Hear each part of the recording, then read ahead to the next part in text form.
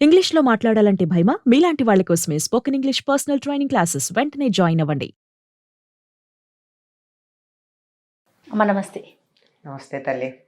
అమ్మ కర్మఫలం అంటారు. హ్మ్. అసలు కర్మఫలం అంటే ఏంటమ్మా? కర్మ అంటే పనమ్మ. పనికి ఫలితం ఉంటుందా? ఉండదా? ఖచ్చితంగా ఉంటుంది. అదే కర్మఫలం అంటే. అంతే. అంటే దాన్ని మనం చిన్న స్థాయిలో చిన్న చిన్న పనులకు చెప్పుకుంటే అది చాలా విస్తారంగా అయితే విస్తరించిన స్థాయిలో ఉండేదాన్ని మాత్రమే మనం కర్మ అని అనుకుంటున్నాం అంతే. ఉదాహరణకి ఆకలేసింది. అది అర్థమవుతుంది కనుక ఈ ఉదాహరణలు చెప్తాను నేను. ఆకలేసింది, అన్నం తిన్నాం. ఆకలి తీరిందా లేదా? అన్నం తినటం అనేటటువంటి పని చేయడం వల్ల ఆకలి తీరడం అనేది ఫలితంగా వచ్చింది.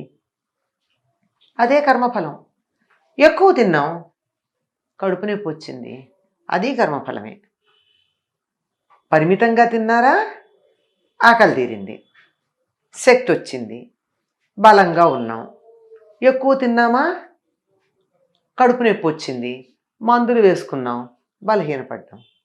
మందులు వేసుకోవడము పని, కర్మ.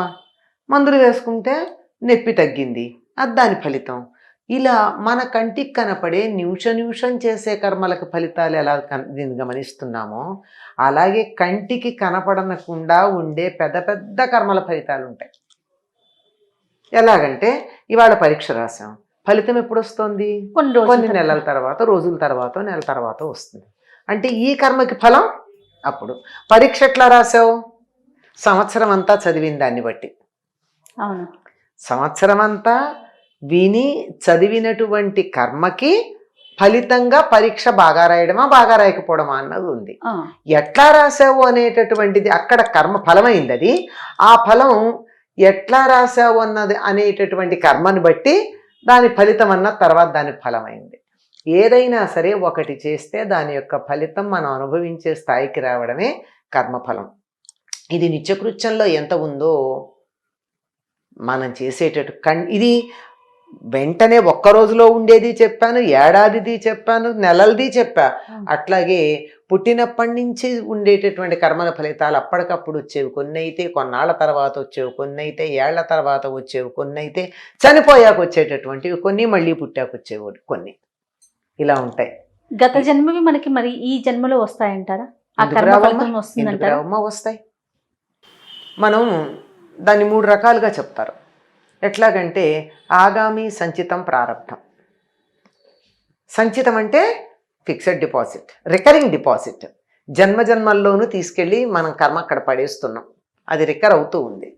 దాన్ని ఈ జన్మలో వాడుకోవడానికి తెచ్చేటటువంటిది ప్రారబ్ధం. ఈ జన్మలో 100 ఏళ్ళు బతుకుదామని అనుకుందాం, పూర్ణాయుర్ధాన్ని. ఈ 100 ఏళ్లలో ఎంత అనుభవించగలం? ఆ అనుభవించదగిందంతా 100 ఏళ్ళకి సరిపోయింది తెచ్చుకునేటటువంటి ప్రారబ్ధం. ఈ ప్రారబ్ధం అనుభవిస్తూ మళ్ళీ కొన్ని కర్మలు చేస్తాం. ఈ ఫలితం మళ్ళీ తీసుకెళ్ళి ఆ సంచితంలో పడేస్తాం ఈ జన్మ అయిపోయాక. ఈ 3 రకాలైనటువంటి ఈ కర్మలన్నీ అలా వస్తూ ఉంటాయి. మరి మన ప్రారబ్ధం అనేటటువంటిది ఏదైతే ఉందో అది పూర్వజన్మల్లో దాచిపెట్టుకున్నది మనం బ్యాంకులోంచి విత్డ్రా చేసుకుని వాడుకోవడానికి తెచ్చుకున్నట్టు రికరింగ్ డిపాజిట్ని అలా ఉంచి దాని మీద వచ్చే వడ్డీనో అందులో కొంత భాగమో తెచ్చుకుని వాడుకుంటాం కదా, ఆ వాడుకోవడానికి తెచ్చుకున్నట్టుగా ఉండేటటువంటి ప్రారబ్ధం. ఇది ఈ 3 రకాలైనటువంటి కర్మలు ఉంటాయమ్మా. ఈ 3 కర్మల యొక్క ఫలాలు ఇలా 3 రకాలుగానే ఉంటాయి. కొన్ని వెంటనే అనుభవిస్తాం, కొన్ని చెప్తారు తక్షణం ఫలితం ఇచ్చే ఉంటాయిట, కొన్ని ఒక అహోరాత్రం, రాత్రి పగలు అయ్యాకంటే 24 గంటలు అయ్యాక ఫలితం ఇచ్చేవి కొన్ని ఉంటాయిట. అట్లా కాకుండా 3 నెలల్లో ఇచ్చేవి కొన్ని ఉంటాయిట. 3 రోజుల్లో ఇచ్చేవి, 3 నెలల్లో వచ్చేవి, 3 సంవత్సరాలకు వచ్చే ఫలితాలు కొన్ని ఉంటాయి. ఇంకా కొన్ని ఏళ్ల తరబడి, జన్మల తరబడి పేరుకుపోయే ఉంటాయి. తప్పనిసరిగా కర్మఫలాన్ని అనుభవించాల్సింది. అన్నం, ఆహారం ఒక్క ఉదాహరణే తీసుకుంటే మనం రకరకాల చెత్త తింటే ఏం జరుగుతుంది? అప్పటికప్పుడు ఏం జరగకపోవచ్చు. అవును. ఉదాహరణకి రోడ్డు పక్కన మిర్చి బజ్జీలు తిన్నారు, వెంటనే ఏమవ్వదు. కానీ మళ్ళీ మళ్ళీ మళ్ళీ మళ్ళీ మళ్ళీ మళ్ళీ కాగి కాగి కాగి కాగి ఉన్నటువంటి నూనెలో ఉన్నటువంటి పదార్థాలు తినగా కొన్ని సంవత్సరాల తర్వాత కొన్ని సంవత్సరాల తర్వాత క్యాన్సర్ వస్తుంది. ఇప్పుడు రాదు కదా. అవును. ఎన్ని సంవత్సరాలు అన్నది ఆ వ్యక్తి యొక్క ఆరోగ్యం మీద ఇతర అంశాల మీద ఆధారపడి ఉంటుంది. అతను ఆరోగ్య సంబంధంగా తీసుకునే ఇతర నియమాలు ఇవన్నీ వీటన్నిటి మీద. అందువల్ల వెంటనే వచ్చేది ఒకటైతే కొంత అసలు ఫలితం ఉందా అని మనకి అనుమానం కలుగుతూ చాలా రోజులకు వచ్చేది కొంత ఉంటుంది. ఎప్పటికైనా సరే అవశ్యం అనుభోక్తవ్యం కృతం కర్మ అని చెప్తున్నారు. తప్పనిసరిగా అనుభవించాల్సిందే మనం చేసినటువంటి దుష్కృతం సుకృతం బా. అది దుష్కృతమైనా అనుభవించాల్సిందే, సుకృతమైనా కూడా అనుభవించాల్సిందే. మంచి చేసినా అనుభవించాల్సిందే, చెడు చేసినా అనుభవించాల్సిందే. అనుభవించకుండా అయితే అవశ్యం అనుభోక్తవ్యం, అవశ్యం తప్పనిసరి, ఇట్స్ కంపల్సరీ అనుభవించి తీరాల్సిందే. ఇది కంటికి కనపడదు గనక చాలామందికి అంగీకరించటానికి మనస్కరించదు. కంటికి కనపడనంత మాత్రాన అంగీకరించము అనడం అన్నది ఒక రకంగా మూర్ఖత్వమే అవుతుంది. అంతే. సరే, ఉన్నన్ని రోజులు మంచిగా ఉండటం, మంచి పనులు చేసుకోవడం, మంచి కర్మను తీసుకెళ్ళడం. ఆ మంచి కర్మని తీసుకెళ్ళడం. ఇంకా ఒక తెలివి ఉంది, అసలు కర్మే తీసుకెళ్లకుండా ఉండే ఏర్పాటు కూడా ఉంది. ఎట్లా? నువ్వు చేసిన సత్కర్మల ఫలితాన్ని భగవంతుడికి ఇచ్చేస్తే పాపం సత్కర్మలది ఇచ్చేసాడు కదా అని దుష్కర్మలది కూడా తీసేసుకుంటాడు. బాగుంది. అందుకే మనకి అలవాటు చేశారండి పూర్వులు.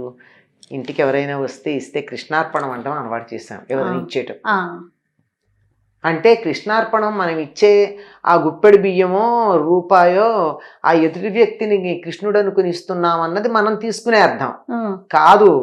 ఇది చేయడం వల్ల వచ్చే ఫలితం ఏముందో అది కూడా నేను కృష్ణుడికే ఇస్తున్నా. అవతల వాడికి దానం చేస్తే నాకేదో కొంచెం పుణ్యం వస్తుందా? ఆ పుణ్యం కూడా నేను కృష్ణుడికే ఇస్తాను. అప్పుడు కనీసం ఏం జరుగుతోంది? ఈ చేసిన మంచి పనుల ఫలితంగా పుణ్యం పేరుకుపోయి పుణ్యం అనుభవించడానికి ఇంకో జన్మ ఎత్తకుండా సరిపోయింది. ఆ జన్మ ఎత్తినప్పుడు మళ్ళీ ఏదో కర్మలు చేస్తూనే ఉంటాం కదా, మళ్ళీ పేరబెట్టుకుంటాం. అందుకని ఇలా పేరబెట్టుకోకుండా ఉండడానికి సుఖమైన పద్ధతి ఏమిటంటే సత్కర్మల ఫలితాన్ని దానం చేయడం అలవాటు పడ్డాక దుష్కర్మల ఫలితాన్ని కూడా దానం చేయడం అలవాటు పడుతుంది. అది అసలు జన్మే లేకుండా చేసుకునేటటువంటి ఒకానొక మార్గం. ఎంత అద్భుతంగా చెప్పారమ్మా. నమస్తే. మంచిదమ్మా. ఈ వీడియో కనుక మీకు నచ్చినట్లయితే లైక్ చేయండి, షేర్ చేయండి. మరిన్ని వీడియోస్ కోసం మా ఛానల్ సబ్స్క్రైబ్ చేసుకోండి.